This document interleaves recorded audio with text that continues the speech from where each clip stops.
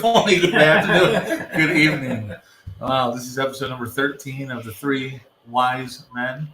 As you can see, we have three of the usuals here. Myself, Captain J, Mitchell Wiseman over here, Jared Hudson there from Coon Hunters Outdoor Ministries, and last but not least, Miss Judy. Right back over here. 2 fingers down my head. She's my better half. So she keeps you in line. So we're still waiting on Adam if he can make it. But this is episode number 13 about being thankful. Shout out to Jared for helping get the behind the scenes stuff set up for today. So we got a lot of stuff going on here. House selling, all that kind of stuff. So I was a little behind on stuff just like this past weekend. So I appreciated Jared for taking care of that today. Took a little time off my hands. That's what we did. We worked together on things. It's called a team. Teamwork makes the dream work. And I just get to sit back and do some talking on the show, and they're the ones that do all the hard work. You do the hard work. And so we're here about being thankful, which can also be being appreciative, same content kind of thing. Well, that's always being content. What's your all thoughts on being thankful, that kind of thing? No, we can always address it to the people that are listening and people who potentially will be listening. We can be, if you think about today, just today only, how many of us are thankful that we woke up this morning? How many of us are thankful that we still have clean beds to sleep in? How many of us are thankful that we still have a roof above our bellies? I mean, if we really spend time being thankful about things, the coat that I'm wearing, the ear set that Jared is listening has on his head. I mean, there are all kinds of things, big and small, that we can be thankful for. So just take a moment here while we're trying to gather our thoughts and just think of all the things that you could be thankful for today. And just, I imagine since you're listening, you believe in God in some aspect, and just be thankful. Because there are so many people that didn't wake up this morning. There are so many people who didn't have clean beds to sleep in. There are so many people who didn't have clean clothes on their back, a roof above their head, or food in their bellies, or a job to do, or a vehicle to drive, or the health that they have. I mean, you can be thankful about so much, even about the things that don't even affect you directly. The nature around you. I get a kick out of watching spatsies. I'm thankful for my favorite birds, spatsies, which are those small, annoying birds that make nests and everything. But I think they're funny as heck. So I love watching them. I love it. And I'm thankful for them. I'm thankful for the love of animals and dogs. I'm thankful for the nature that I get to observe in its many forms as seasons change. I mean, think about fall when leaves are about to fall and how brightly colored and red everything is, and just how everything matches together and how everything looks like a beautiful work of art. I mean, you're thankful about that too. I'm thankful for the snap, crackles, and pops that I get in the morning when I wake up. Oh. You wake up, it's not the cereal, it's the bones, but that means I'm alive and I'm here. Yeah. And then I know that the adversary is angry when I do that. Even this morning, when he rolls out of bed. He's good at that. Good at getting him mad. All right. So she's thinking. No, go ahead, Jerry. So everybody that's watching this live, y'all share it. We need more than 2 people watching. We need a bunch of people watching. Share it, tag your friends, grandma, your auntie, your uncle. Your cousin, your redneck cousin. Yes, your redneck cousin from another mother. They're on your Facebook. I don't understand, but they're there. Anybody? What hit you? No, just the ironic that you guys came up with this topic. I knew nothing about it until today, or maybe last night. I think even I mentioned it last night. Anyway, I wrote this 2 days ago, and it's not completely done, but you get the gist of it. It was contentment. because we got a lot of balls up in the air. We got a lot of things happening. We got a lot of things that we think are going to happen and then didn't happen, and it was disappointing and things like that. So I got contentment. What does this mean? Definition is the state of being happy and satisfied. Does this mean that we are to do what feels good and what makes us happy only? Follow our fleshly desires? God forbid. I believe it means to be happy in spite of ... Fill in the blank. My question of not understanding is, does this mean we are to allow people to talk to us any kind of way, treat us any kind of way, or to be abusive to us and to be happy in our circumstances? More in the answer to this later as God downloads. This contentment is hard stuff to handle, as people feel they need to emotionally assault you with their thoughts, opinions, and manipulative actions as to jockey. I say we, because this includes me as well, for control over others and our circumstances instead of taking responsibility and controlling our own behaviors. Sorry, Mitch. Ouch. I feel the burn. I am feeling it right now as I write this. I was intending to write this as a they, them, etc. But the more I write this, I realize that I need to say we and ours. I actually have peace about writing this now, as I can understand contentment is having peace in spite of the storm. In spite of ... Whether it's in spite of a disappointment, in spite of not getting what we wanted, or in spite of, things not going our way.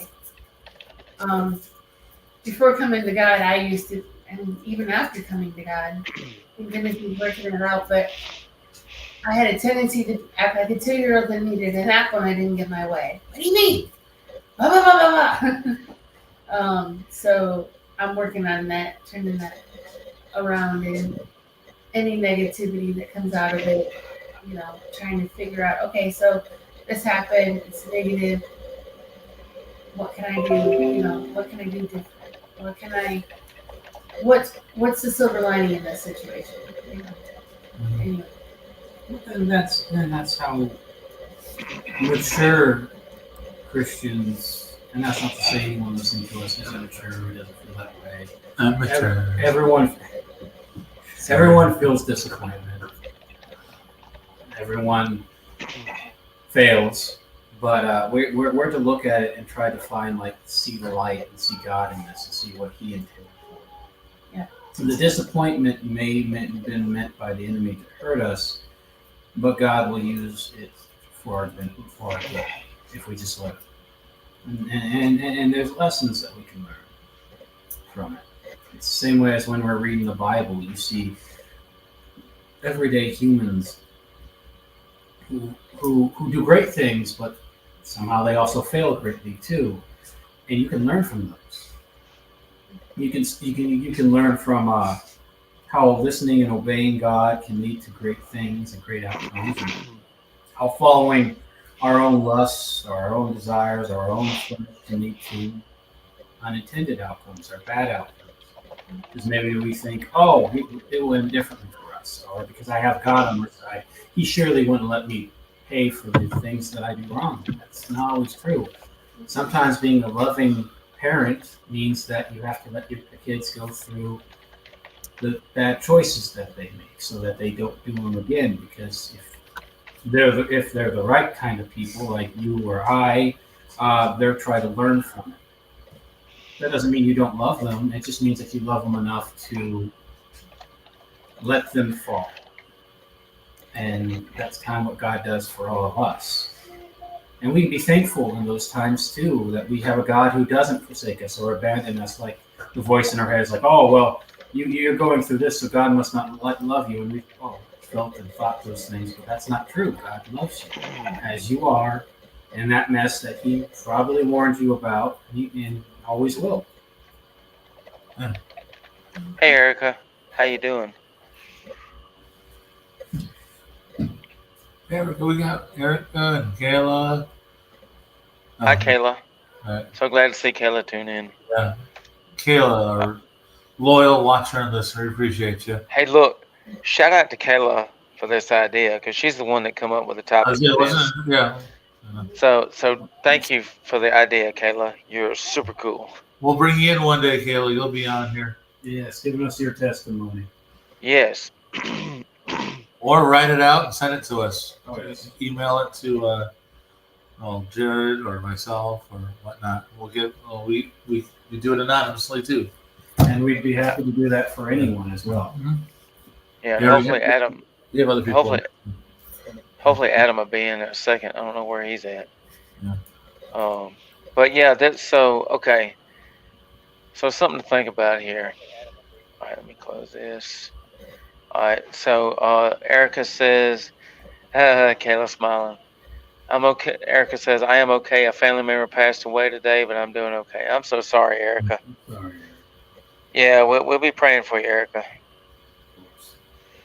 I sure hate that.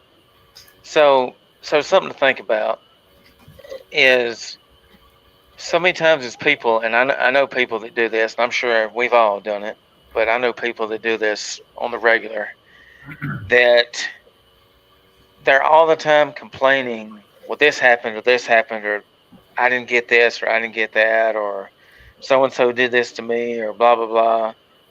But you don't ever hear them say, hey, I'm thankful for waking up today. I'm thankful that God gave me another day. You're welcome, Erica.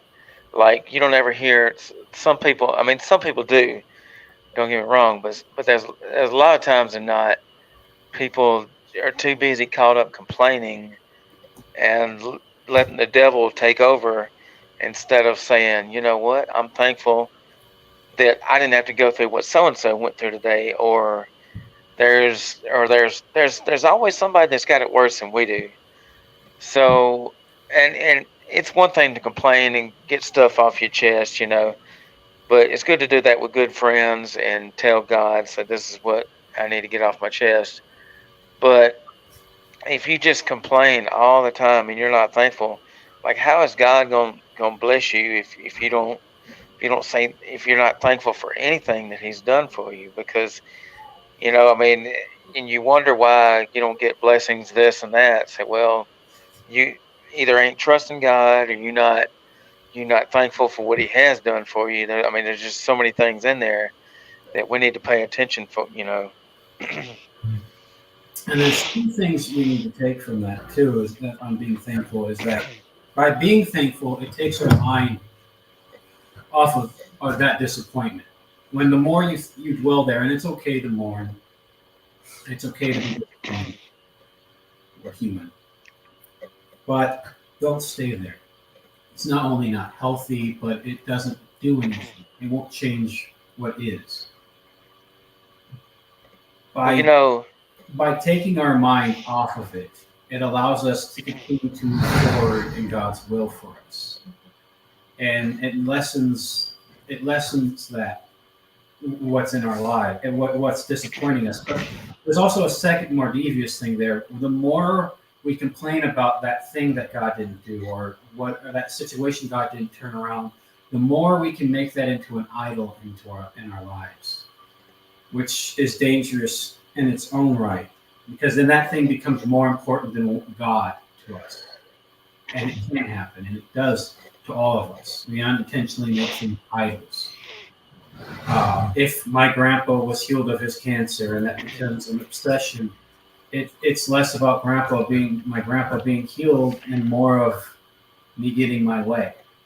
Of course, my grandpa went to be with God, but it's like I came to realize I was more obsessed with having my way than letting God be God. Yeah.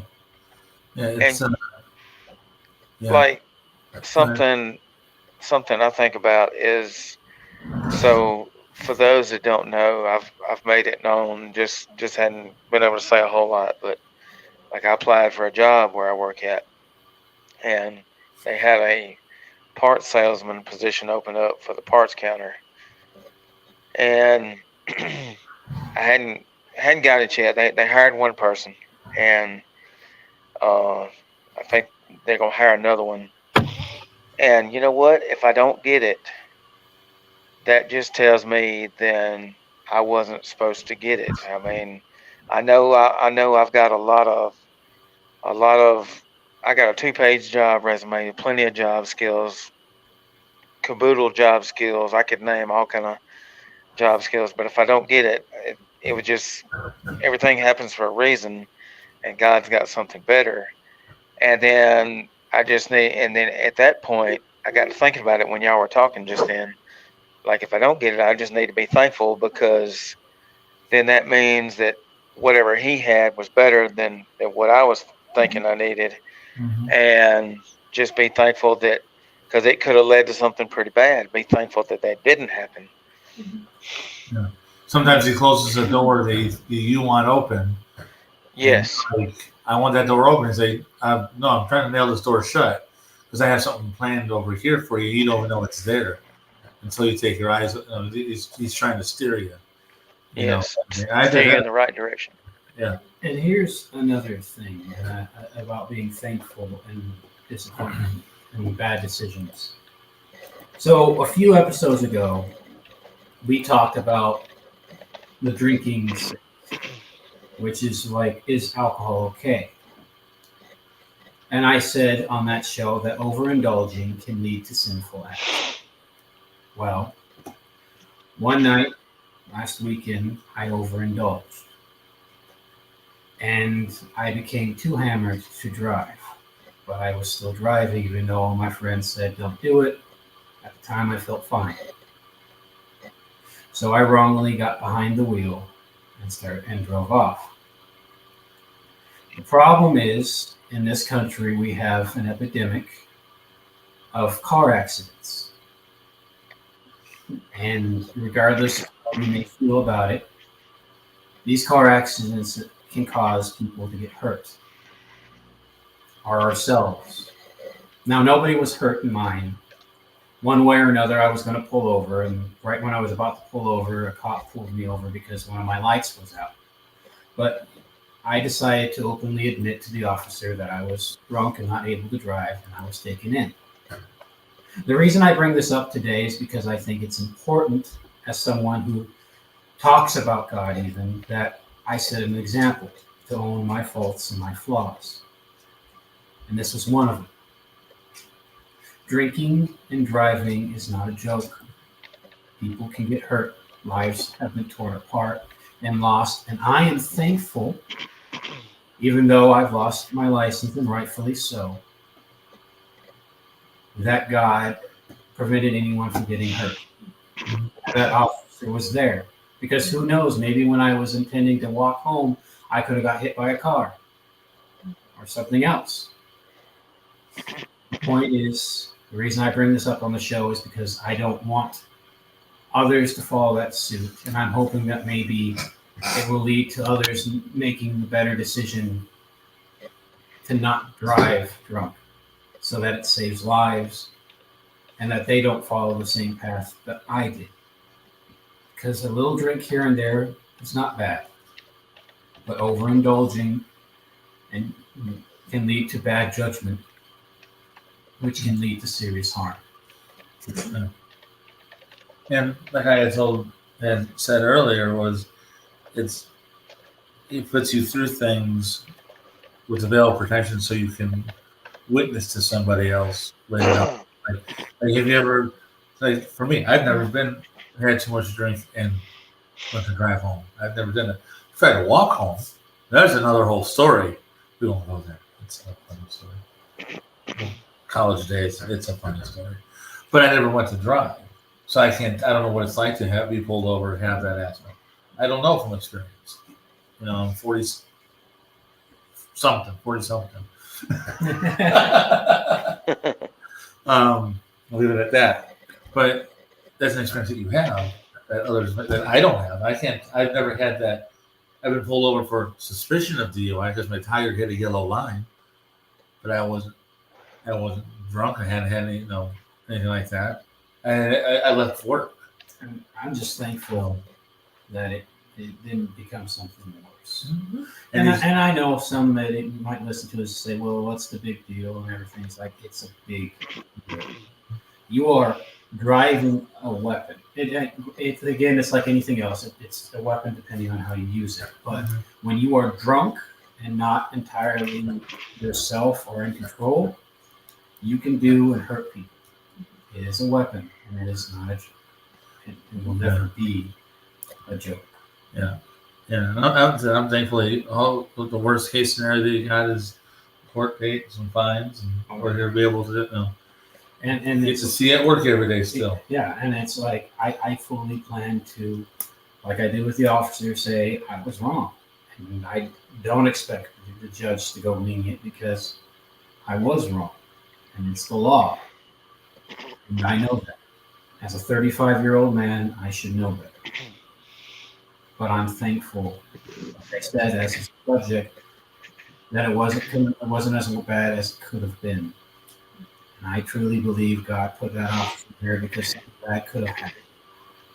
Because I've always believed that everything happens for a reason, Mm-hmm. and I know that He pulled you over for that reason to save you.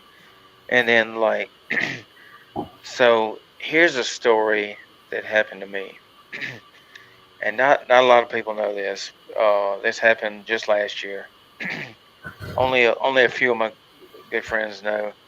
I didn't post it on Facebook or nothing. But so going to work, I work in a little old redneck town of Pine Hill, and they were doing road construction on these two main bridges going to Pine Hill, in which that stupid highway is already dangerous enough. Well, since they were doing road construction, we had to bypass and go to the little community of Sunny South. And Sunny South is a little railroad community. Ain't nothing to it but a few houses and a railroad track. And so I get at the two-way stop at Sunny South. I'm leaving work. And I get at the two-way stop at Sunny South. and without realizing, like there was a bush there, and it's kind of hard to see, and I'm not used to going there a whole lot. Even though I've been there down that road a good bit, it's just been a long time. Mm-hmm. And so I'm coming up to the stop sign, and I slow down, and I did a rolling stop like a dummy, and I turned, and I seen this state trooper going across the other direction as I was turning this way, and it was an older black fellow pulled me over, and blue lights. He come up to me and said, "Son, didn't you see that stop sign back there? You know there's a stop sign back there, right?" And he just said it with authority, and I said, "Well, I'm sorry." He said, "Well, I got you know why I pulled you over? You run that stop sign back there." And so he wrote me up. He said, "Don't do it again." I said, "Okay." He was real nice, and so before I left, I had gave him one of my little witnessing tracts, one of those little life books I give out. And I gave him that red and white life book, and I said, "Here you go. God loves you, my man." "Well, thank you." And he drives off in his patrol car going back to his direction he was going. Well, then a few months go by, and they still ain't fixed them bridges yet, which is annoying. And I do the same thing like an idiot, wasn't paying attention, same stop sign, and just went up to a rolling stop and then turned. There he goes again, blue light, whoop whoop. I said, "Oh, geez, here we go." And he comes up to me, and he says, "You know why I stopped you, right?" And then he said, "Oh, you're the one I stopped a few months ago, right?" I said, "Yes, sir." And he said, "You're the one that gave me that Bible book, ain't you?" I said, "Yes, sir." He said, "Well, I appreciate that. You have no idea." And we struck up a conversation like 2 minutes talking about the Bible and Jesus. Awesome. And then he says, "I'm gonna let you out with a warning this time." But he said, "If you do it again, it's on you. You're going to pay the fine again." I said, "Man, you have no idea." I thanked him immensely. and I was supposed to run. I feel like I was supposed to run that stop sign for a reason, and give him that Bible book. And then we didn't talk that long, maybe 2 minutes if that, about the Bible and Jesus. And "You gave me that Bible book, ain't you?" I said, "Yes, sir." And I appreciate that. And he just thanked me and let me off with a warning. And you know what? I didn't run no stop signs no more. When I pulled up to the stop sign, I looked like one of them old men that wouldn't get out of the way. I pulled up, just creeped up there and stopped. And then boom. Stop, look both ways, look again, look again, look again. Look at the rear view, look to the left, look to the right. Look, I'm sure there's people behind me saying, "Get out the road, Grandma," but hey, I'll drive like a grandma, keep from getting a ticket. Oh, But you planted that seed there, which is what you were supposed to, like you say, you were supposed to have done that, to plant that seed. We were talking about that just earlier before you got on. I mean, it might not be for him directly. It might be for his kids. It might be for, he's going to pass on to somebody else, a domino effect. But you planting the seed. Hey Adam, click the link and come in the box with us. Come in the box. Join us, Adam. One of us. Yes. Be one of us. With new wise men and woman. One woman. One woman. Well, and Jared, talking about being thankful and stuff, you're kind of like reading my playing, as we used to say to Pastor when he said a sermon that kind of convicted us. It's like you're playing in my backyard. Meaning that I've noticed at work, I say things and it's like I'm so negative on things. I'm so negative about situations and this, that, and the other. And it's just like, I'm getting annoyed with myself and I'm like, why did you find something positive in this? Why do you have to always go negative on everything? And so I'm kind of grateful for that, to everybody speaking on this, because it makes a big difference. Your attitude changes, your mental state changes, and just even like, for example, a situation where I was down in Texas in 2014, and my insurance was going to lapse on the 5th, and it was February 4th. And I didn't have the money to renew my insurance for the van. And I was like, well, maybe I should just do what a lot of people do and not renew the insurance. And I was at a red light, and this car comes right up me. I said, Lord, I trust my driving, but I don't trust other people's driving. And within like 30 seconds, boom, right into the back end of my van. And I looked up, and then it's like, really, Lord? Really? What he didn't know is I had in the insurance policy, the agent had stuck something in there that gave me $1,000 no matter what. So that money, when I got it, went straight down and got insurance. But there's a twofold to this. That gentleman's insurance expired at midnight that morning, and he didn't have insurance. Wow. So it was like going to since it was. He let a buddy drive his car, and his car was so much more damaged than mine was. But I was like, he should fix my car, blah, blah. And God's like, are you really? You're going to hold his feet to the fire that you were just that I just saved you from? You were going to do the same thing? Yeah. Yeah, I was like, you were going to do the same thing? So I was like, nope, not doing that now. Kind of thing. But I was annoyed. I could have taken the whole day as the whole day was shot because of that happened, blah, blah, blah. But, there was a silver lining in there is I got money from what the enemy meant for evil. Like the agent went to pad his pocketbook and his commission by putting in a policy I didn't know about because I didn't read it.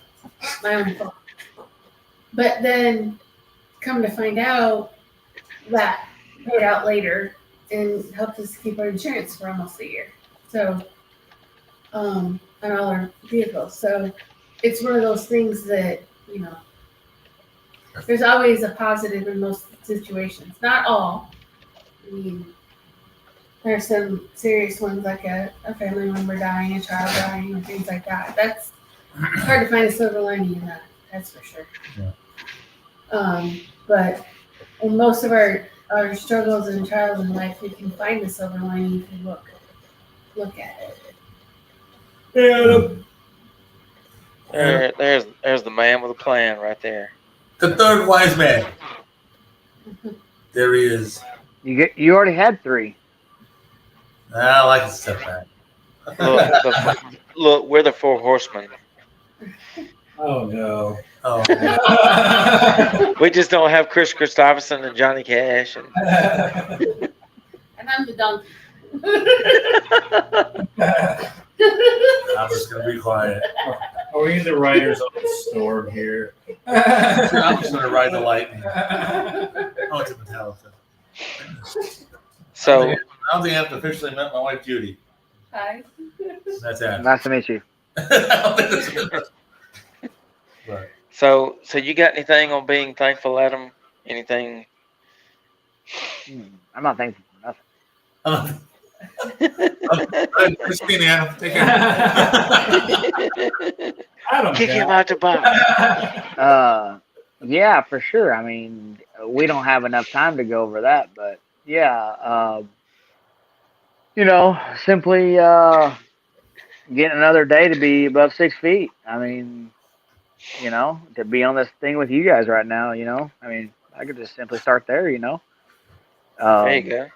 you know, uh, like I said when I first came on, I was telling Jason and Mitch, that if I couldn't be on this journey I've been on the last 6 years of being sober on my own. So, uh, all thanks to the good dude above for that, because there's been some trying times when I first started down that when I first started down that road to sobriety. It was just, man, you get a lot of different emotions and thoughts, and a lot of bad ones, a lot of bad thoughts, a lot of dark days. Uh, and I sat there and sat there and sat there going through it and going through it. I finally was like, I hadn't prayed in a long time. Hadn't reached out to nobody to talk about anything that had anything to do with God or anything like that. And reached out to an old buddy of mine that I hadn't talked to in a long time, and then he gave me some good advice. And then, because I used to pray all the time, and then I didn't for a long time, and then ever since then, like I said, I pray multiple times a day now, you know, and just you know, I don't know. I feel good when I pray. I don't know a lot about other people. It Yeah, that's it awesome. um it's just, so I try to tell people, a lot of people feel alone in this world, especially this day and age. A lot of people feel alone. They feel like they can't go anywhere with what they're dealing with, or they don't know how to uh, address it or whatever. Just find you a spot where you can talk to yourself out loud and talk to the dude upstairs and see what's up. It's kind of cool. Like, I don't know. I'm pretty straightforward and simple with it. Uh, That's awesome. so I'm proud of you. That's awesome. You've come a long way. Yeah. Congratulations on your sobriety too. Yeah. yeah, y'all wouldn't. Yeah, y'all wouldn't have liked me. Y'all wouldn't have liked me before. I would. Now I'm not saying you guys wouldn't have liked me, but that the things I was involved in, or the antics that I would do, y'all would be praying a whole lot for me, and and I would be so selfish in it, and not even appreciate that, or because I was such a selfish person for a long time. Mhm. I only cared about me. I only cared about what was close to me and mine. And all while I thought I was doing that, I thought I cared about myself. I genuinely, and I've told Jared this privately, I genuinely, like, I'll be 43 in June. A couple years ago, I finally, for the first time, knew what it was like and meant to love yourself. And I thought the whole time I was doing that all them years, when I was just being a selfish, butthole to myself, or to other people. I think I love me, I love mine, but to actually know how to love oneself is kind of crazy. And I thought, and yeah, it was just like I said, 39, 40 years old when I figured that out. And I don't think I figured it out. I think he did for me. Yeah. There So you go. the old is washed away and the new has come. And so, and sometimes you don't realize that it's the old until you walk away from it. Going, oh, I was very selfish for a long time. So, right, it still hangs there. We all have a little bit. Well, not speaking for everyone, but I have it. So I've been there. Um, but when you were talking about, like, find a spot to talk with God, and Mitch and I were talking about that earlier. We work at the same place. He does it when he walks the floor, where we work. I do it when I'm standing at one of the standing positions. Like, I'll take 2 hours at the same spot because I did it. Sit there, we're doing talking with God. What do you do? I just talk with God for 2 hours, and we have conversations. People come up, hey, welcome, how you doing? Enjoy your day, and then go back to talk with God. And I do that for like today. I had 6 hours or 7 hours that I basically had dedicated to completely to God. And I'm like, I'm getting paid to do this. Oh yeah, I got some work here to do occasionally, but I have that opportunity, and I'm thankful I have that opportunity. Even connecting with the people I work with, the coworkers, the customers that come in, that kind of thing. He puts people in our path that we meet. There's a gentleman that I met through there that we're going to be doing some stuff starting next, not this coming Sunday, but the following Sunday out here. I would have met him if I wasn't there, if I didn't get there. I mean, he got us to where we're supposed to be to do what we're supposed to do. And I mean, I'm thankful for this. This ministry started 8 years ago, January 16th of 2016. It's 8 years. I would never have thought we would have been sitting here, in the place that we're at. Just the place. I mean, I don't know if you can't really quite tell how nice of a place we have. Not bragging. It's just we were homeless 8 years ago, respectively, or not 8 years, 10 years ago. So they have a place that's nice. It's well taken care of, kind of thing. And then to be in a room chatting with, not say 3 wise men, but we have 5 people here. To be able to do this, Adam, I enjoy meeting you and the ability to meet you and talk with you on this kind of stuff. We never would have crossed paths if it wasn't for Jared. And that's not, and God uses people to connect people, and everything. And just I'm in awe a lot of times. When I'm sitting here quiet, it's not because I don't have anything to say. I'm just in awe of where we're at and where this started 8 years ago to where it's at today. Kayla was watching. Tony, what else we got? So Eric was on. I mean, we got people watching and joining. I never would have thought we would have had. Yeah. Super thankful for all this. Yeah, Jared. I gave Jared, many. I give him shout outs all the time, or as they say, giving somebody their flowers or whatever. You know what I'm saying? I do that for Jared all the time because Jared has been a really, just a remarkable friend. And he's introduced me to people that I would have never met before. It's just, and Jared's, what I respect so much about Jared is how strong he is in his faith. And I don't even think he understands or sees how strong he is within his faith or whatever. I don't think at times. I just don't. To be his convictions that he has and stuff like it's remarkable, and that's why I respect the most about him, above anything. And the fact that it don't matter if he worked all day, had the crappiest day, and he did it for 7 straight days. If I called him at 2 a.m, he would answer the phone. And so, that's that's it. We're talking about being thankful. I mean, that's one of them. But yeah, and meeting you guys, and you guys giving me an opportunity to come up every now and again and shoot the breeze if that's all we're doing, or thanks, Kayla. Allow me to ask the questions that I ask, and sometimes when I ask them, I know Mitch is looking like, how do I navigate this one, and,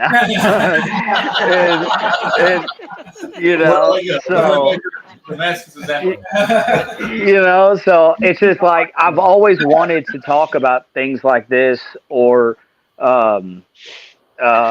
it just to get a genuine perspective, or because a lot of times when I try to have conversations like this with in the past with other people, a lot of it's just your typical cookie cutter answers, or and like for instance, a lot of people will just simply put it as well,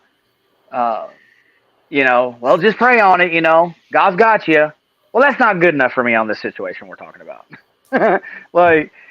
We need to talk more about, so, but yeah, that biggest thing, like I said, as far as the thankful thing is, that I feel that God has helped me with more than anything above and beyond is uh, to be sitting here, November 28th of 2018 when I decided to be sober, and I told you guys on a couple episodes ago that I was on like anxiety meds and uh, depression meds and all kinds of stuff because all that stuff came in once I got, I didn't realize I was depressed for 20 years. That's why I was doing all the heavy drinking I was doing. I was masking and covering it. Well, then I started realizing, like when I went to counseling and therapy and stuff, that the medication is another form of whatever just to mask something. So if you're not doing the proper therapy and stuff, then the medications are a simple thing just to mask. You have to do both. And I got tired of, and I got anxiety from taking the medicine, which was crazy because the lifestyle that I lived before, I didn't really care went down my gullet. Now I do, and so it's like I figured it out. Like, you know what? Nobody's gonna come dig me out of this rut I'm in. Nobody's gonna come bail me out, and that's why I told you guys a couple episodes ago. It's like, if I got me and a couple solid dudes, and the guy up there, I guess I'm gonna have a crappy day today, and tomorrow's gonna be. We get a reset every day. To either wake up with the same mindset you did and continue down that, or you can genuinely take advantage of the next day you were blessed with. And that's how I got off of all the anxiety, depression meds that don't work. Because they would work for 6 months to 10 months, and then I would have to get on a different one or higher dosage, and I just got tired of it. And I just leaned even harder on him. And so, Well, where so we're at. here's a good verse right here. So this is 1 Thessalonians 5:18. It says, "Give thanks in all circumstances, for this is God's will for you in Christ Jesus." So what that tells me, in all circumstances, whether it's good, bad, you could be having a crappy, crappy day, or like what I was talking about earlier about the job situation. This tells you give thanks for all situations. Doesn't matter what it is. If it's the worst day ever, give thanks. Hey, thankfully I don't have what so and so is going through, or thankfully I'm still here to even go through this problem. Yeah, I've think bad relationships before, like, and not like in a romantic way. I'm talking about just relationships in general. Like I've like bad ones that didn't work out or whatever. I'm not friends with people like I'm like, thank you for those. Like, thanks for, you know, uh, everything's a teaching moment if you really are open to learning anything in this life, in Yes, my opinion. And if you Oh, don't learn yes. something new every single day, you're not really living, in my opinion. that's right. And I love how the fact that you know that is that you can learn, and you can't. It's not just from your own situations. You can learn from it's others as well. I mean, if you're really willing to open and listen and ask the right questions, you can do amazing things. I mean, you can learn amazing things, so you don't have to go through similar things. It's the same way as like I always love to ask my mom and dad certain questions about things that went on in their lives and the mistakes that they made, so that I didn't have to make those same mistakes. I mean, you can learn from everyone if you're open to it, and that's the biggest thing. You have to be open to it. Man, that's deep. I just think ego. I think ego and within people gets in the way of a lot of that. I just think And people are. pride. Yeah, pride. I think people are scared to to maybe be wrong on something or to know there's another way than the way you're doing it. Exactly. You know, so um, like I told you guys the other episode too, that like when I was doing live feeds myself on social media, it got so bad, it got so toxic, it got so I was becoming somebody that I did not even recognize at times, or I was not proud of the person I was representing to be.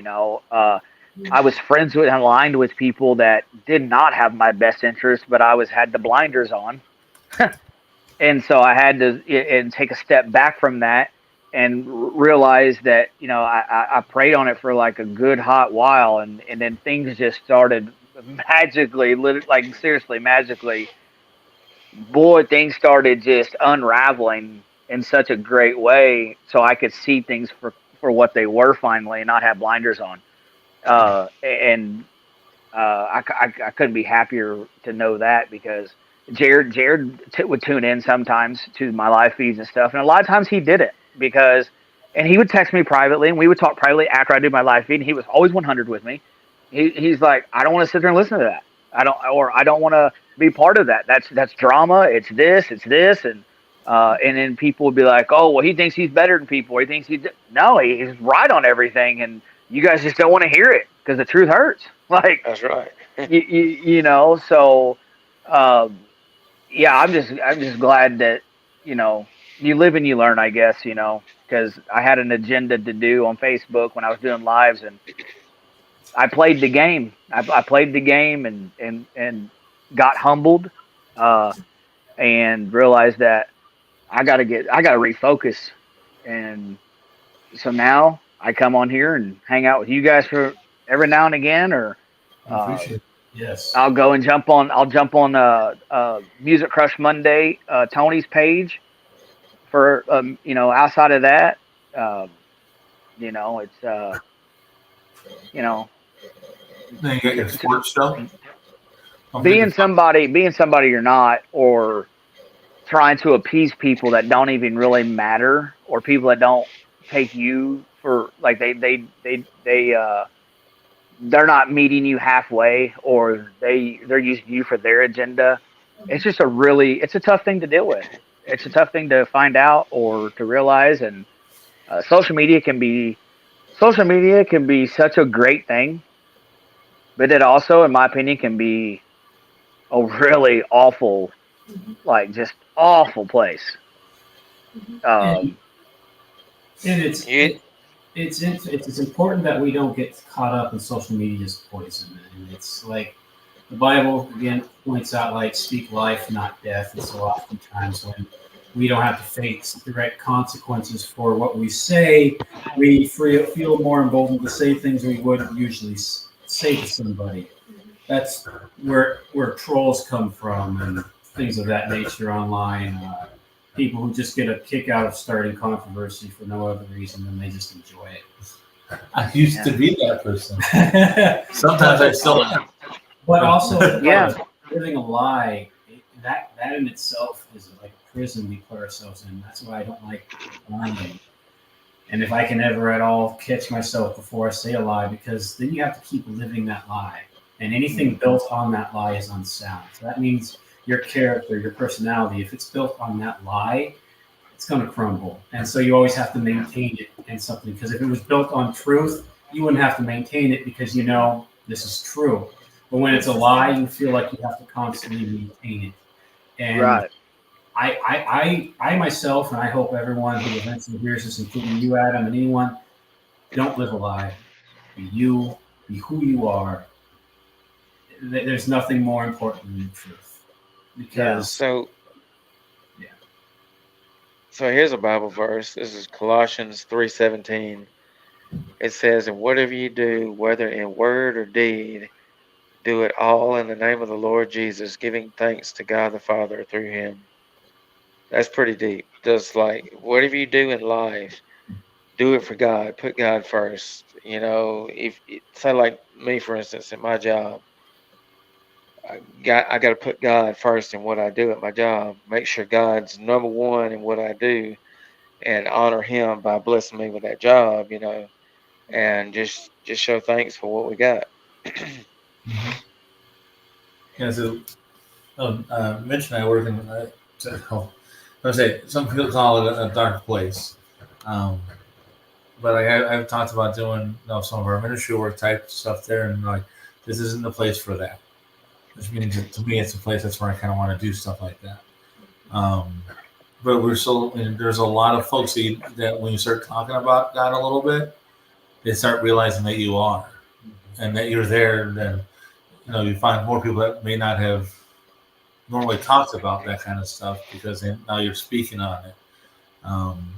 I've had a few people that I work with that have said stuff like, "Oh yeah, you do that podcast." We've had conversations out of nowhere about faith stuff, and then they have questions about this and that. So like I said, I'm just thankful that He's put me in a place where I can be open about it, not be persecuted completely about it. Some people still think it's crazy, and that's okay. Because I once was one of those people that was not a believer of that. And now I'm the Jesus freak.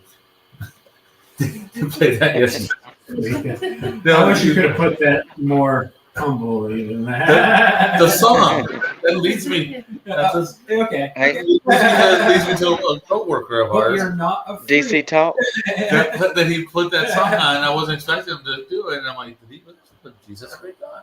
But Yeah. I agree. I mean, I'm thankful for my job. First off, I like to work. That's just me. He does. He's crazy. I like to work. I like to keep myself preoccupied. And two, I've got to meet some incredible people that I think. Otherwise, I used to be the guy that, and I still don't gamble. I won't, even though I work at a casino. But I still used to be the guy that type of guy went by a casino was like, "You den of snakes and vipers, you!" And I go inside and I find many Christians who are hurting, and many Christians who are being persecuted. Some who just went there to have a good time, and they do. It's not about money or the worship of money. They just go there because they have fun. Entertainment. They don't Yeah. want to play the video games. Yeah. So it's like I realized I was wrong, and it was humbling to be inside of a job where you see actually good people who work there who have to keep it hidden from their churches, who I won't bring up on the show. So don't worry, I'm not going to bring up a name. But it's like I'll hold up the sign. yeah. But they're worried of like people coming to their door with torches and pitchforks and a Bible saying "Repent," even, and that's not how we're supposed to be. And it's like we're supposed to go into those dark places. We're supposed to go in those places that others won't. We're supposed to love that guy who's covered in that filth. Now that doesn't mean be fools and be idiots and like take risks that God never intended for you to do. But it just means that you love like Christ loved. And that usually that requires wisdom and a calm head and the willingness to go before God and say, "Hey, God, can you help this person? And can you change that person? And can you work in that person's life the way you did me?" And it's always like I took the bait on a Facebook post of a friend of ours and the person had responded something to the effect that calling a pastor out of his name and things like that. And we got to stop looking down our noses at other people, especially those that serve in ministry. Obviously there is, don't follow a false teacher and let yourself be led astray. I mean, that's an obvious thing. But I'm not saying that pastor was, but I'm just saying in a situation, don't be a false teacher, don't follow a false teacher, But at the same point, something that as I've gotten and done this walk with God more and more, I'm losing a lot of my judgmentalness. I still have I used to be like 99.9% judgmental, and now I might be like 63%. So I'm getting there, but I'm still too judgmental. But what he's teaching me and showing me is that I don't know that person's story that's addicted to drugs or alcohol. I don't know what put them there. I don't know what somebody's going through that has,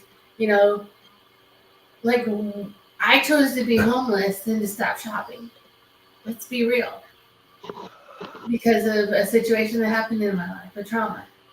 And so that's a choice I made, through my actions. And it's like, I don't know anybody's story of why they're where they're at in life. And it's taught me to stop looking at people, to actually see people and not see their dysfunction. And I wish as a society we could actually see that. It is just in society, like if you see someone who's homeless, give them something to eat, if you, or something like that. Yeah, I got some work in there too. But it's just one of those things that, see people, don't see their dysfunction or the situation they're in. See people where they're at, but also don't. How do I want to see it? Like so many times, like let's go back to a judgmental period of my life years ago. I judged and said, if you're in that position, it's your fault, your choices, you made that decision. Well, then I found myself in that position. And now I had all those fingers that I was pointing at other people back at me. And those same words ringing in my own head about myself. And things like that. And so the debate I took was, like looking down our nose from our ivory towers at the people down below, telling them how they should live and not live their lives, as if we have all the answers. We need to be in the trenches with them, exactly where we belong. And we're no. I don't know how to explain. Sometimes we've been there in that position. We could give them a hand up, and help them get out of that situation. Because he's put us in that situation before, so we could help somebody else. And those are the things we can be thankful for. Because that's where we learn the most, not only about how to love others, but to love us. Who we are. It's like if you're too afraid to be around somebody because of what they do or who they are, because you're afraid that somehow you're going to end up like them, then they're not the ones with the problem. You are. That you're so easily misled that your faith apparently falters. But that aside, we should be thankful for the gifts of wisdom we receive from the trials we face in our lives. We should be thankful for them because they give us chances to help others and pick them up as we need to be picked up. We should be thankful for the ones who took the time to get down in those trenches with us. Pastors and religious leaders, people who may not even be related to the church, who maybe even of a different faith, and still took the time to love us and pick us up and maybe even save our lives in some way. And it's like all these things are things that we can be thankful for, to bring it back to what we were originally talking about. And it's like, this is our walk of faith. And it's not going to be pretty, it's not straight, and we'll never be perfect, and we'll never have all the answers. It doesn't matter how much it sounds like I have things together. I don't. As I said, I drink and drive, even though I knew it was wrong. But it's one of those things that those experiences are a blessing in the end, because it allows us to help others and maybe to prevent others from doing the same things we did. Exactly. Yeah. And speaking of trenches, look up Christian rapper Nicky Gracious. His real name is Nick Greathouse. I'm a huge fan of his. He's a former gangbanger, and he tells his story. He's a Christian rapper now, but he was in a gang and he did drugs and grew up in a bad household, all kind of stuff. And he's got a new song off his debut album called Trenches. He does with Clean Slate Music, I think it's the artist's name. And it's really good. It's either him or Rip Records, but it's a song about being in the trenches and fighting the battles and, going to war for Christ and helping each other out or what you're going through. And good encouragement song if y'all want to listen to it. Yeah, like one thing I had posted earlier here was I said like John Cici was a YouTube channel. It was Psalm 40 Ministries prior. It's a Summer Jam remix. There's a song called All Is Well. I don't remember who actually sang it. Well, it's contemporary Christian. But he talks in there about uses scripture in there and talks about it, about how to be appreciative of everything can be okay even in a worst case scenario when a woman's child has died. Because how can you say all is well? And he talks about that, and then they talk about all that stuff. Very powerful stuff that he does on that channel. I will always throw stuff out to him. The channel. He's been with us for 6 years. About 6 years, 7 years. So great story on Testament on that guy as well, John. But it's definitely a good song to check out on YouTube. John Cici, Ichy. All as well. So I got that pinned right there. So everybody go look at that. Were you guys talking about the casino earlier? Is that what you guys said? The C word, yes, casino. Okay, so I know you're in the show, but where or your guys' opinion on the whole it's frowned upon or it's a sin if you go to casinos or if you gamble or whatever outside of the greed factor, right? Because greed is a sin, right? Like you're not supposed to, but Most so That's another whole show. we've actually covered that too, and it's like most of this comes from like tradition of churches condemning certain actions like drinking and things of that nature. They don't. Most people that follow it now don't understand the reasons behind it. It's like telling your children we're doing this whether you like it or not, and then they teach their children you're doing this whether they and we miss the reason behind it. And the reason is because with casinos it's too easy for people to fall in love with money. okay, And churches meant well by like why even endanger yourself by going there. It's why yeah, tempt you? And they believed that they were preventing. And in some cases, they are. Gambling addictions are real, and addictions are yeah, real. for And so, sure, and that's why I said when we brought this up, it's like if you feel something is wrong for you, do that. But for those of you who are doing these things, be balanced in your decisions. Don't yeah, let the love of money fuel your reason for going there. Don't let your love for liquor fuel your reason to drink or any of that yeah, stuff. Be balanced. But the main intention behind churches were just mainly to prevent people from falling into this sin of love for money and idolatry and things. Because let's face it, in casinos, those things happen, and all kinds of sadly yeah, sinful things happen. yeah, So it's like I'm not going to sit here and define that the casino is a world. It's in the yeah, world, but it also is a place where people do go to have fun. My grandparents did all the time when I yeah, was young. They did on special occasions, sometime on their anniversary. They set a limit like, oh, I'm only going to spend 20, and really what they enjoyed is just being out with each other in that setting. It's yeah, entertainment. Yeah. It's If it's seen as entertainment, it's not a problem. yeah. But if it's yeah, seen, if I do this, I can double my money today, and I can go pay that light yeah. bill. Well, that's the greed part that they talk about in the Bible. But that's why my because it doesn't say anywhere in the Bible that if you gamble, it's a sin, or you Well, shouldn't gamble. And that's where when you read the part of the Bible where Jesus overturned the moneylender's table. Oftentimes, that part is considered to be like where there was gambling because there was gambling going on in the temple. Yeah. And so they thought, oh, so therefore Jesus was against gambling. No, they were gambling in the temple of God, to His Father. And they had Yeah, completely twisted it and turned it into a den of vipers and greed yeah, and lust. And so therefore, Throwing away money. yeah, and a place that was never intended to be in ever. And so God's like, how could you be such idiots that you brought this into this place of worship and holiness and to get and like to get closer to God? And like a casino, it was never meant to be a church. It was always meant to be a building to make money and to get people. right. The Well, intention was behind there, but the intention of the temple was to be a place of worship, yeah. not the place to make money.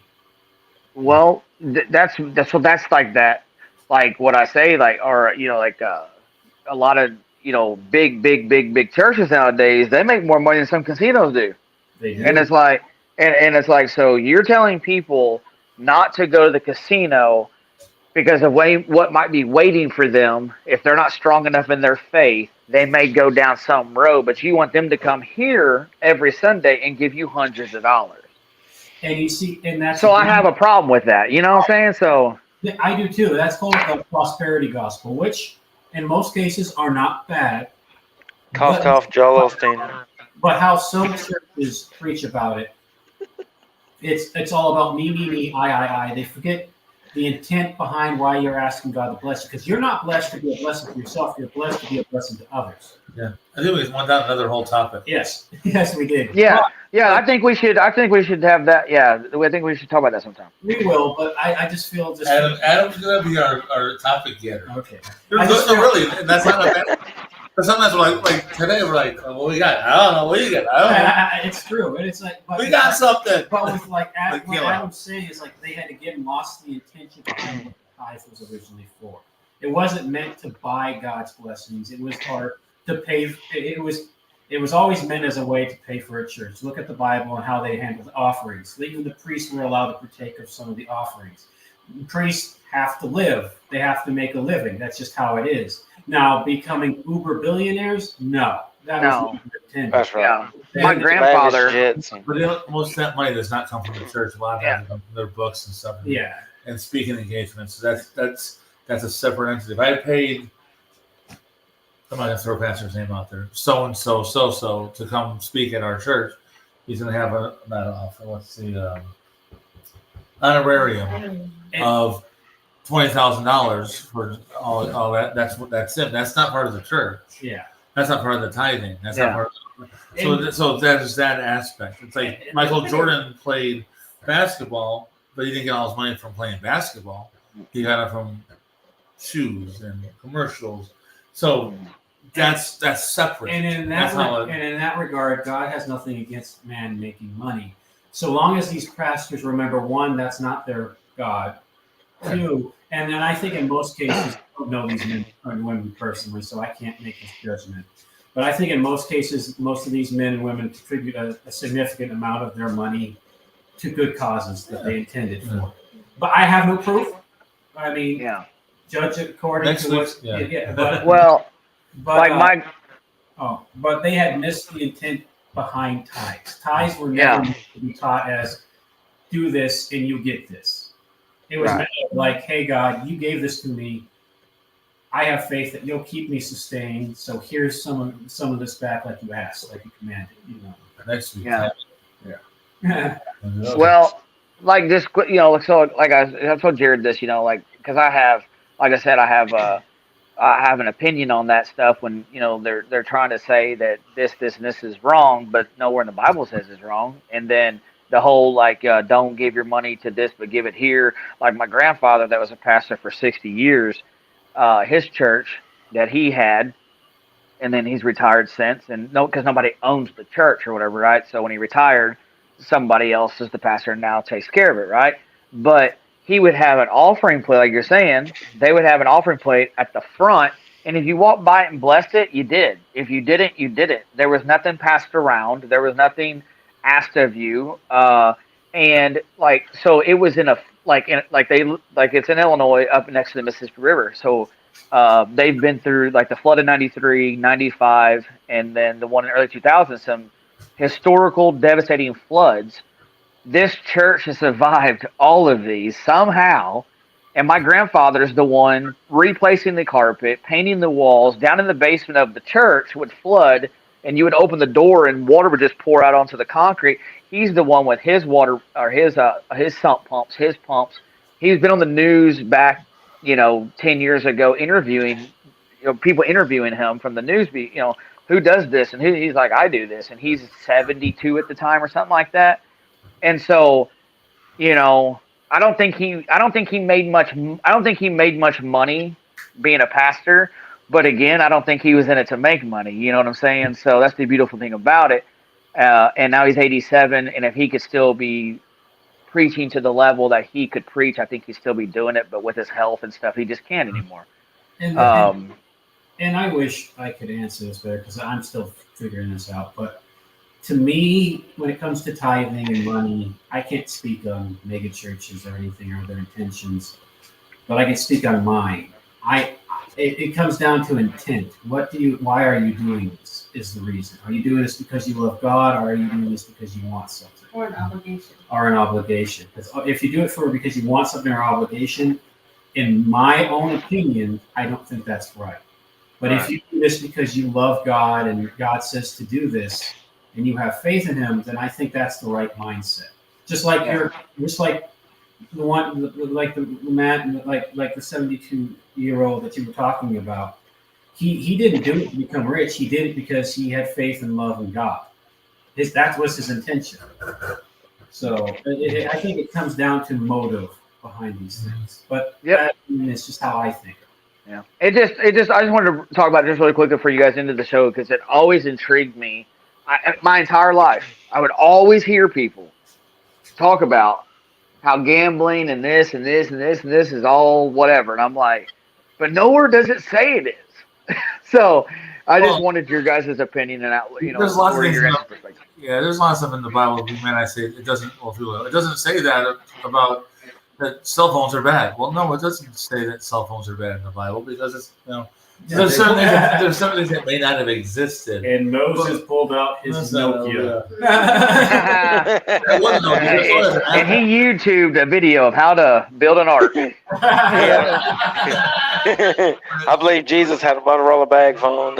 What it comes down to is how you handle the money. Like I was earlier, I was talking with one of the coworkers. He's like, "This is how you go to this machine.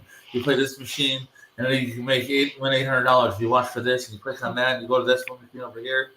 And I'm like, "You're trusting that your work will get you that money. I trust that God will provide me my finances." So that's how you handle why you go to the casino. I just stay away from it because I have a habit. She'd be addicted to it. Yeah. So Yeah. why you go is what you're like. You just go. There's an arcade. You go to play video games. This is has more. This is different. It's an adult arcade. Yeah. If you go to play and have fun, whatever. But if you're going, Yeah. I need to do this so I can get the money so I can get the light bill paid tomorrow. Trust that God's. You got some priorities messed up there. Yeah, That's right. Because I mean, that money could be better donated to a charity than You got some that's so your intent of why you're there. right. I mean, I talked to Speaking of intention, like quit radio. We would love that you. Well, I appreciate y'all. I appreciate y'all as always. Thanks for letting me come up again. And look, so before we go, I like the idea Adam had for the next show about should have an episode of why things work the way they do, where a blessing given to some people and others not really dig into it. I like that idea. I'll do that. And Write that down. I would like to end this show on a prayer if we all can. Yeah. Yes, please do. Father in heaven, rather the answers we gave tonight are truth or not, we pray that somebody got some. We make a joke of being wise because none of us truly are. It's all true wisdom comes from you. True love comes from you. We pray that you shine your light through our lives and that we make an impact in others. Father, we're just thankful for this chance to talk with other believers. We're thankful for Adam and his questions that spins my mind craving like, oh, why is this? Or how do I answer this? Or what experience can I have that may help satisfy this question and questions in other people's lives? We appreciate this time. And it's time to give testimony and to pray for others. And we encourage those who are hurting just to come to you and talk to you and pray for you, for you're always there. We're thankful, Father, for all you do for us. And we're so thankful for being able to say we're thankful. Amen.